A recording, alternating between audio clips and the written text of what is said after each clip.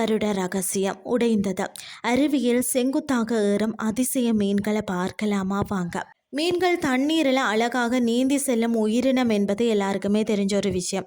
ஆனால் ஒரு சின்னஞ்சிறிய மீன் செங்குத்தான அருவியில் பாறைகளை பிடித்து கொண்டும் மலையேறக்கூடியது என்று சொன்னால் உங்களால் நம்ப முடிகிறதா?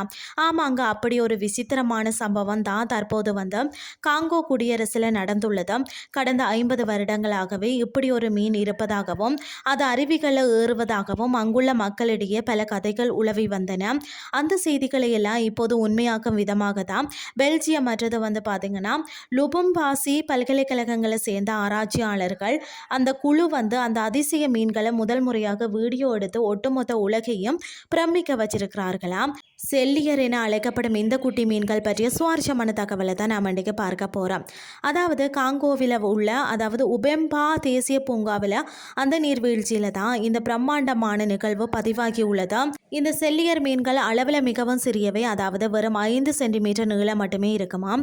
ஒரு குட்டியினம் இவ்வளவு சிறிய உடம்பை வைத்து கொண்டு சுமார் 15 மீட்டர் உயரமுள்ள ஒரு பெரிய நீர்வீழ்ச்சியை இவை வந்து அசால்ட்டாக ஏறுகிறது. ஏப்ரல் மற்றும் மே மாதங்களில் அந்த மழைக்காலம் முடியும் தருவாயில தான் இவை இந்த ஒரு சாகசத்தை வந்து செய்கிறதாம்.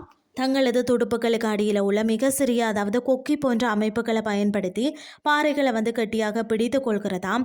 மனிதர்கள் எப்படி மலையேறும் போது கயிறுகளை பயன்படுத்துகிறாங்களோ அதே போல் இவை வந்து தங்களது உடலின் பின்பகுதியை பார்த்தீங்கன்னு சொன்னால் வளைத்து நெளித செங்குத்தான பாறைகளில் மெல்ல மெல்ல வந்து ஊர்ந்து செல்கிறதாம். இந்த மலையேற்றம் பார்த்தீங்கன்னா பயணம் ஒன்றும் அத்தனை சுலபமான காரியம் கிடையாது. இந்த 15 மீட்டர் தூரத்தை கடக்க அவற்றுக்கு கிட்டத்தட்ட 10 மணி நேரம் ஆகிறதாம்.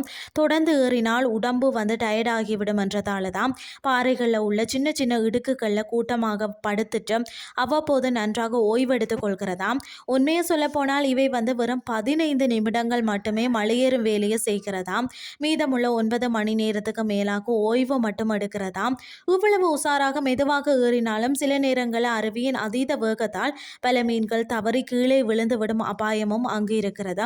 அதிலேயும் குறிப்பாக பாறைகளின் இடுக்குகளில் தலைகீழாக தொங்கியபடி செல்லக்கூடிய போதும் கீழே விழக்கூடிய ஆபத்து இன்னும் பல மடங்கு அதிகமாகவே இருக்கிறது. இவ்வளவு கஷ்டப்பட்டு இவை ஏன் உயிரை பணயம் வைத்து மேலே ஏறணும் அப்படின்ற ஒரு சந்தேகம் பலருக்கும் வரலாம். அதாவது மழைக்காலங்களில் ஏற்படக்கூடிய அதிகப்படியான வெள்ளத்தில் அடித்து செல்லப்படக்கூடிய இந்த மீன்கள் தான் தங்களது பழைய இருப்பிடத்திற்கே மீண்டும் பாதுகாப்பாக செல்ல இப்படி ஒரு கடினமான பயணத்தை மேற்கொள்கிறதாம். அது மட்டுமில்லாமல் மற்ற மீன்களுடனான உணவு போட்டி மற்றது பெரிய எதிரிகளிடம் இருந்து தப்பிக்கவும் இந்த மலையேற்றம் அவற்றுக்கு உதவுகிறது. இயற்கையின் ஒவ்வொரு படைப்பிலையும் நம்ம வந்து கற்பனை செய்து பார்க்க முடியாத ஏதோ ஒரு ஆச்சரியம் ஒளிந்து கொண்டு தான் இருக்கிறது இல்லையா? வெறும் 5 சென்டிமீட்டர் மட்டுமே உள்ள ஒரு சாதாரண மீன் இவ்வளவு பெரிய அருவியின் சீற்றத்தை எதிர்த்து ஏறுவது என்பது வந்து உண்மையிலேயே மனிதர்களுக்கே ஒரு மாபெரும் ஒரு தன்னம்பிக்கை பாடமாக தான் இருக்கிறது. இன்றைய கிறிஸ்டி உங்களுக்கு வந்து பிரயோசனமாக அமைஞ்சிருக்கும்னு சொல்லி நானும் நம்புறேன். இதே மாதிரி மற்றும் ஒரு கிறிஸ்டின் வேலைக்கு உங்களை சந்திக்கிறேன். நன்றி.